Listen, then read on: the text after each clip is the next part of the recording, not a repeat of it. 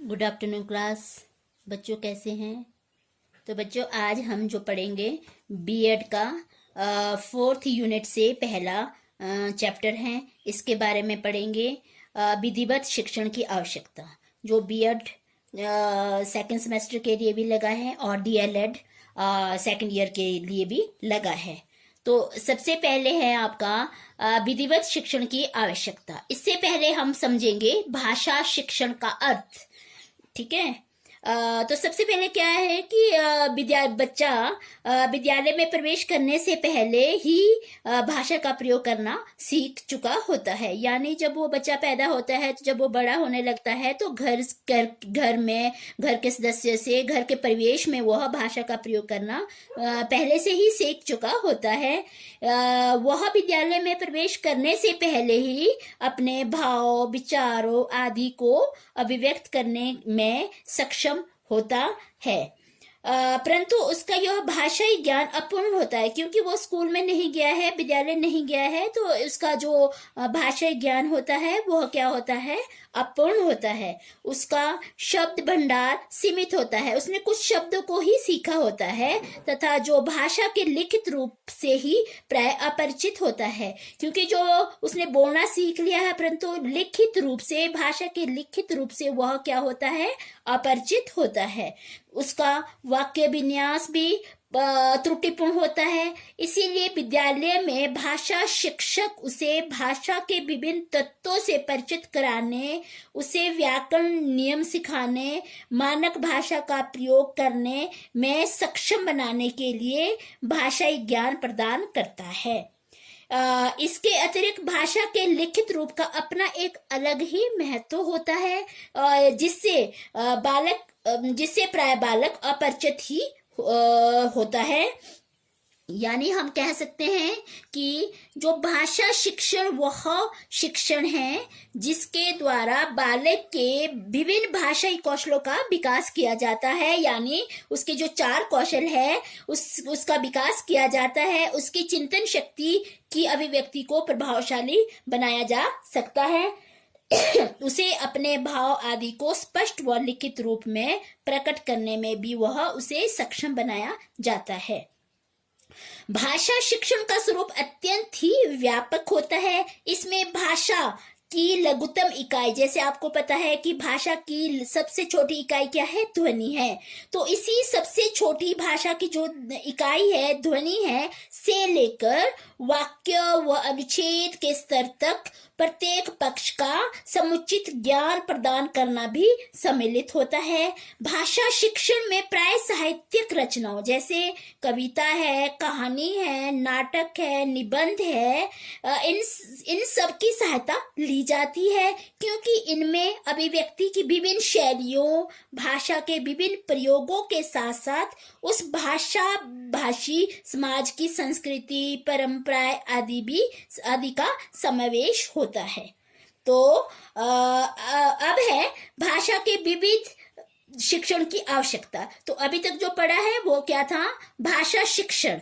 अब जो हम पढ़ेंगे कि भाषा के विविध शिक्षण की आवश्यकता, जिस तरह से मैंने अभी कहा है कि विद्यालय में प्रवेश करने से पहले ही बालक अपने भाव विचारों को अभिव्यक्त करने में वह सक्षम हो चुका होता है, फिर भी ये नहीं कहा जा सकता कि उसे भाषा का पूर्ण ज्ञान प्राप्त होता है, क्योंकि उसे अभी पूर्ण ज्ञान प्राप्त नहीं है भाषा का।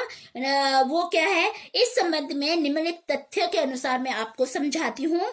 पहला क्या है कि परिवार के परिवेश में रहकर अनुकरण द्वारा जो भाषाई ज्ञान प्राप्त करता है वह अपूर्ण होता है, क्योंकि परिवार के परिवेश में रहकर अपने सदस्यों से भाषा को वो सीखता है, ज्ञान प्राप्त करता है, वो क्या होता है? अपूर्ण होता है।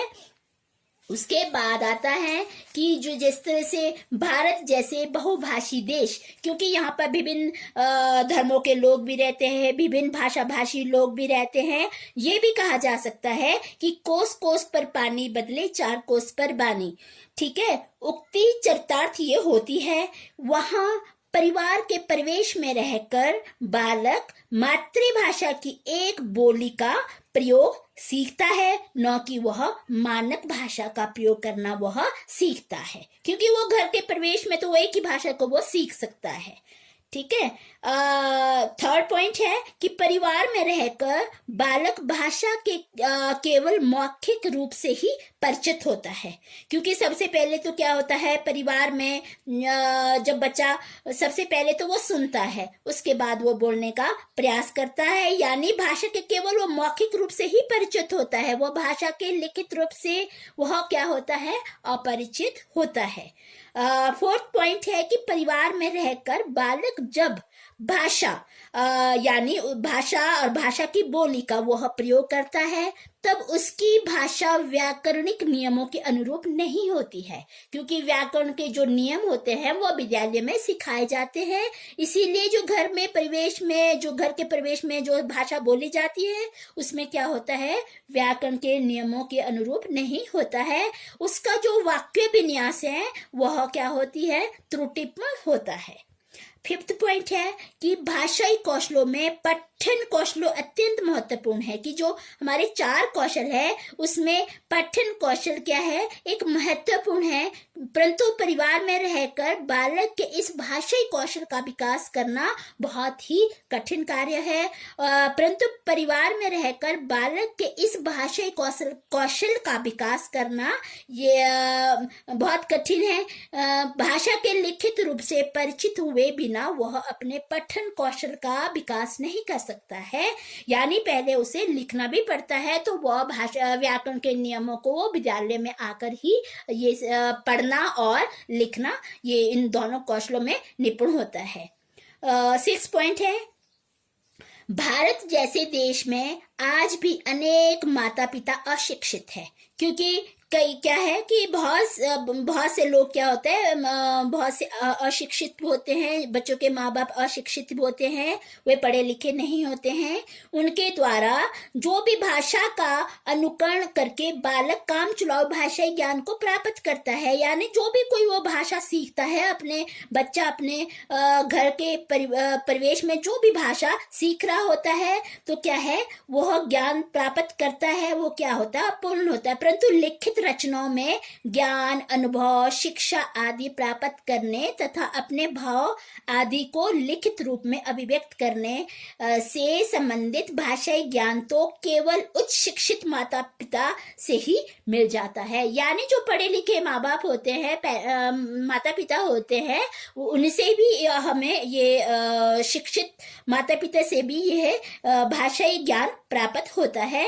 अशिक्षित व अन्य शिक्षित माता पिता अपने बालक में इन भाषाई कौशलों, पठन कौशल व लेखन कौशल का विकास नहीं कर पाता है, जो अशिक्षित माता पिता होते हैं, तो इनसे बच्चा नहीं सीख सकता है पठन कौशल और लेखन कौशल।